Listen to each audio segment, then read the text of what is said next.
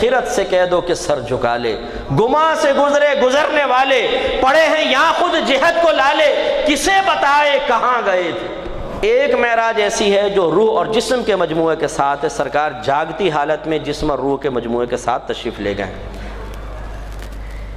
اور اس کی سب سے بڑی دلیل یہ ہے کہ 31 معراجیں سرکار نے بیان فرمائیں، کسی کافر نے کوئی اعتراض نہیں کیا۔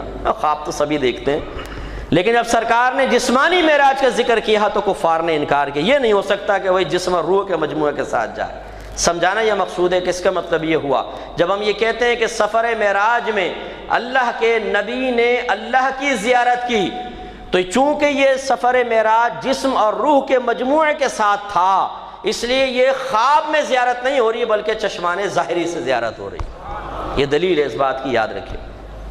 اپنے رب کو دیکھا، کس طرح دیکھا؟ یہ رب جانے جس نے دکھایا اور وہ رسول جانے جس نے دیکھا ہے۔ انشاءاللہ بروز قیامت آپ اور میں بھی دیکھیں گے، مومنین کو بروز قیامت میدان حشر میں بھی زیارت ہوگی، اور پھر انشاءاللہ جنت میں تو ہر جمعے اللہ تعالیٰ اپنی زیارت کروائے گا۔ تو مولانا امجد علی خان صاحب رحمۃ اللہ بڑی پیاری بات لکھتے ہیں، وہ کہتے ہیں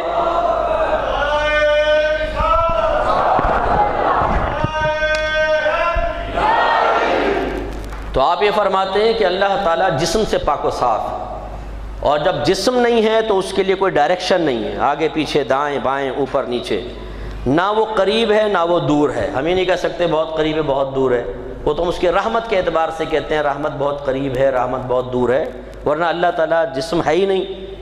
تو فرماتے ہیں جب ایسا ہے نہیں تو کیسے اللہ تعالیٰ کو دیکھیں گے، کس طرف رخ کر کے دیکھیں گے، اس کے لیے تو کوئی ڈائریکشن ہی نہیں ہے۔ تو پھر فرماتے ہیں انشاءاللہ جب دیکھیں گے تو بتا دیں گے، اسی وقت پتہ چلے گا۔ لیکن میرے آقا صلی اللہ علیہ وسلم کا کمال ہے کہ آپ نے اپنی چشمان ظاہری سے اللہ تبارک و تعالیٰ کی زیارت کی۔ موسیٰ علیہ السلام کوہ طور پر گئے ہیں، اللہ تعالیٰ کی بارگاہ میں عرض کیا رب کریم اپنی زیارت کروا، جواب میں کیا فرمایا؟ لن ترانی، لا ترانی نہیں فرمایا۔ اللہ تعالیٰ فرما سکتا ہے لا ترانی، لا ترانی کے مطلب آپ نہیں دیکھ سکتے، لا نہیں فرمایا، لفظ لن کا استعمال فرمایا۔ لن زمانہ مستقبل میں کسی کام کی تاکیدی نفی کے لیے آتا ہے، لا ترانی کا مطلب آپ نہیں دیکھ سکیں گے، اور لن ترانی کا مطلب آپ ہرگز نہیں دیکھ سکیں گے۔ سختی فرمائی لن ترانی، آپ ہرگز نہیں دیکھ سکتے۔ اصرار بڑھا، اللہ تعالیٰ نے فرمایا موسیٰ ذرا دیکھیے اگر یہ پہاڑ ہماری تجلی برداشت کر لے تو آپ ہمیں دیکھ سکیں گے۔ اللہ تعالیٰ نے کوہ طور پر جلوہ فرمایا، اس پہ اپنے جلوے کی تجلی فرمائی، کوہ طور ایسا ہو گیا جیسے سرما بن جاتا ہے، جل گیا اور وہ اس کے ریزے ریزے ہو گئے، اور موسیٰ علیہ السلام بے ہوش ہو کر زمین پر تشریف لے آئے۔ موسیٰ علیہ السلام کی طاقت دیکھی آپ نے، پہاڑ ریزہ ریزہ ہو گیا، گوشت پوشت کا انسان صرف بے ہوش ہوا ہے، ریزہ ریزہ نہیں ہوا۔ اس کا مطلب ہے کہ نبی کی طاقت پہاڑ کی طاقت سے بھی زیادہ ہے، یہ کوئی معمولی چیز نہیں ہے، اس کو حقارت سے ہمیں نہیں دیکھنا چاہیے، لیکن اس میں موسیٰ علیہ السلام کا کمال ہے۔ لیکن جب کمال مصطفیٰ میں نگاہ ڈالی جائے تو پھر اس کا جمال ہی کچھ اور ہے کہ موسیٰ علیہ السلام بے ہوش ہیں، اور نبی کریم صلی اللہ علیہ وسلم جب ملاحظہ فرما رہے ہیں تو نگاہ ہٹتی نہیں ہے، نگاہ بہکتی نہیں ہے، اللہ تعالیٰ کی زیارت ہوتی ہے اور عالم ہوش میں بھی رہتے ہیں۔ یہ روحانی ترقی کی کاملیت کی معراج ہے۔ میرے آقا نے چشمان ظاہری سے اپنے رب کو دیکھا ہے۔ سدرۃ المنتہا پر پہنچ کر جبریل امین عاجز آ گیا، رسول اللہ اب آگے نہیں جا سکتا ہوں، آگے بڑھا تو میرے پر جل جائیں گے۔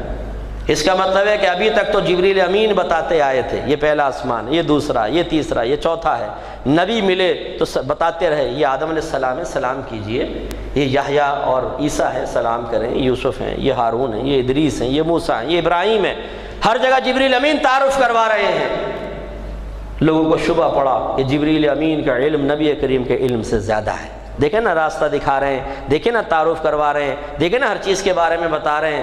ارے جب سدرۃ المنتہا پر پہنچے اب نبی کریم صلی اللہ علیہ وسلم نے یہ کیوں نہ کہا کہ جبرائیل آپ کا علم ہمارے علم سے زیادہ ہے، ابھی تک تو آپ راستہ دکھاتے رہے، اس کے بعد تو آپ بھی نہیں جانتے کہاں اور کیسے جانا ہے، تو میں کیسے جا سکتا ہوں، چلو واپس چلتے ہیں۔ نہیں، سرکار آگے بڑھتے چلے گئے اور جبریل امین حسرت سے سرکار کو دیکھتے رہے۔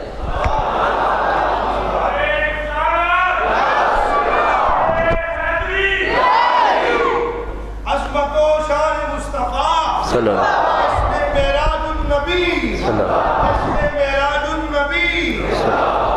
اچھا یہ دیکھیں، میں خاص طور پہ نوجوانوں کی خدمت میں ذکر کرتا ہوں، ہم اہل سنت کا عقیدہ ہے کہ اللہ تبارک و تعالی جہت سے، ڈائریکشن سے پاک و صاف۔ یہ نہیں کہہ سکتے اللہ تعالیٰ اوپر ہے، جیسے ہماری بڑی بوڑھیاں غلطی سے کہہ دیتی ہیں جی اوپر والا جانے، نیلی چھتری والا جانے، اوپر اللہ ہے نیچے آپ ہیں جی کرم فرمائیے۔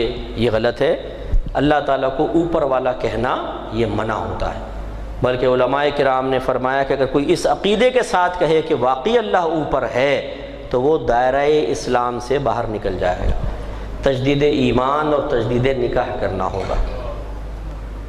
تو اس پہ اعتراض پیدا ہوتا ہے کہ اگر اللہ تبارک و تعالیٰ کے لیے سمت کا تعین کفر ہے تو ہمارے نبی کس لیے گئے تھے؟ ایک بڑا مقصد تھا اللہ سے ملاقات، اور اس کے لیے کدھر گئے تھے؟